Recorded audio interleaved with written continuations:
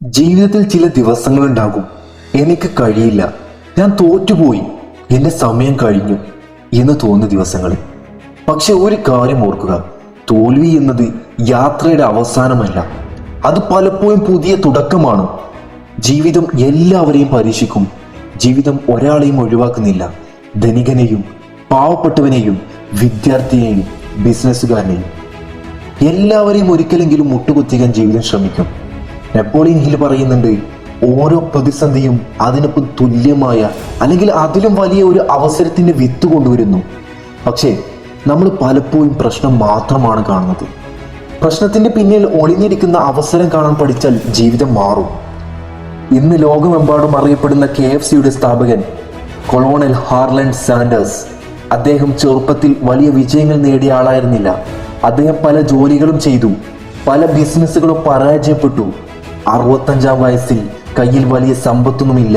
പക്ഷേ ഒരു കാര്യം മാത്രമുണ്ടായിരുന്നു, സ്വന്തം ചിക്കൻ റെസിപ്പിയിലുള്ള വിശ്വാസം.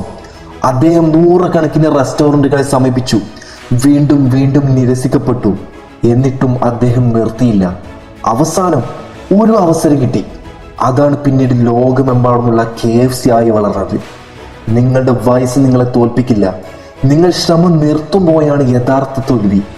പ്രശസ്ത എഴുത്തുകാരൻ റോബിൻ ശർമ്മ പറയുന്നുണ്ട്, small daily improvements lead to stunning long time result. ദിവസവും ചെറിയ പുരോഗതികൾ, അതാണ് വലിയ വിജയം. ഇന്നൊരു പേജ് വായിക്കുക, ഇന്നൊരു പുതിയ സ്കില്ല് പഠിക്കുക, ഇന്ന് 1 മണിക്കൂർ കഷ്ടപ്പെടുക. Yes, one day it will be change your life. സുഹൃത്തെ, നിന്നെ പരിഹസിക്കുന്ന ആളുകളുണ്ടാകും, നിന്നെ അവഗണിക്കുന്ന ആളുകളുണ്ടാകും, നീ വീഴുന്നത് കാണാൻ ആഗ്രഹിക്കുന്ന ആളുകളുണ്ടാകും. പക്ഷേ അവരുടെ അഭിപ്രായം കൊണ്ട് നിന്റെ ഭാവി തീരുമാനിക്കപ്പെടുന്നില്ല. നിന്റെ തീരുമാനം കൊണ്ടാണ് നിന്റെ ഭാവി തീരുമാനിക്കുന്നത്.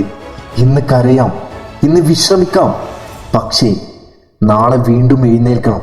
കാരണം ജീവിതം കാത്തിരിക്കുന്നത് ശക്തരെയല്ല, വീണിട്ടും വീണ്ടും എഴുന്നേൽക്കുന്നവരെയാണ്. ഇന്ന് ഈ വീഡിയോ കാണുന്ന ഒരാൾ ഒരുപക്ഷെ ജീവിതത്തിൽ എല്ലാം നഷ്ടപ്പെട്ടു എന്ന് കരുതുന്നുണ്ടാകും. നിനക്കായി ഒരു വാക്ക്, this is not the end.